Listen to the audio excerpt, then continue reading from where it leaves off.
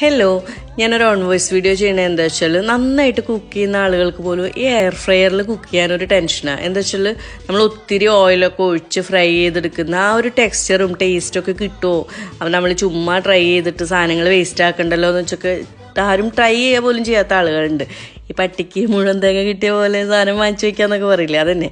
ഇതിപ്പോൾ ഞാൻ കുറച്ച് മസാലയൊക്കെ പുരട്ടി വെച്ചിട്ടുള്ള ചിക്കൻ എയർ ഫ്രയറിൽ ഇങ്ങനെ നിരത്തി പരത്തി വെച്ച് കൊടുക്കുക. അത് കഴിഞ്ഞിട്ട് ഒരു 1/2 ടീസ്പൂൺ, കൂടുതലൊന്നും വേണ്ട കേട്ടോ, 1/2 ടീസ്പൂൺ ഓയിലും കൂടെ സ്പ്രെഡ് ചെയ്തിട്ട് 5 മിനിറ്റ് സെറ്റ് ചെയ്ത് വെക്കുക.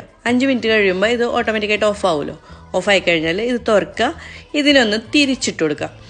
ഞാനെപ്പോഴും ഓയിൽ ഇങ്ങനെ ഒഴിച്ചു കൊടുക്കാറാണ് പതിവ്. കാരണം ബ്രഷ് ചെയ്യുമ്പോൾ എനിക്ക് തോന്നുന്നു അതിൽ കൂടുതൽ ഓയിൽ വേണം തോന്നുന്നു. ഓയിൽ ഇല്ലെങ്കിലും ഒരു കുഴപ്പമില്ല, പക്ഷേ എനിക്ക് ഇങ്ങനെ കുറച്ച് ഓയിൽ ഉണ്ടെങ്കിൽ ഒരു സമാധാനമാണ്.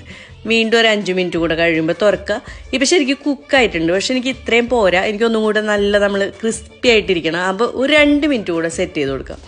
ഈ 2 മിനിറ്റ് കഴിയുമ്പോൾ എടുക്കുക, വീണ്ടും ഒരു 2 മിനിറ്റ് കൂടെ മറിച്ചിട്ട് കൊടുക്കുക. കണ്ടോ, ഇതിൻ്റെ കളറും ടെക്സ്ചറും കംപ്ലീറ്റ് മാറിയിട്ടുണ്ട്. ഇപ്പം ഞാൻ ചെയ്യണത് ബിരിയാണിയുടെ പാകത്തിനുള്ള വലുപ്പത്തിലുള്ള പീസുകളാണ്.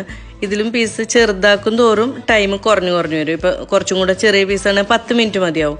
ഇതിപ്പോൾ അത്യാവശ്യം വലിപ്പമുള്ള പീസുകളായതുകൊണ്ടാണ്. ഇപ്പം നോക്കി, നല്ല ഭംഗിയുള്ള ആ ഒരു ശരിക്കും ഫ്രൈ ചെയ്തെടുക്കുന്ന പോലെ തന്നെ നന്നായി കുക്കായി നല്ല ഫ്രൈ ആയി വന്നിട്ടുണ്ട്. എല്ലാവരും ട്രൈ ചെയ്ത് നോക്കണേ.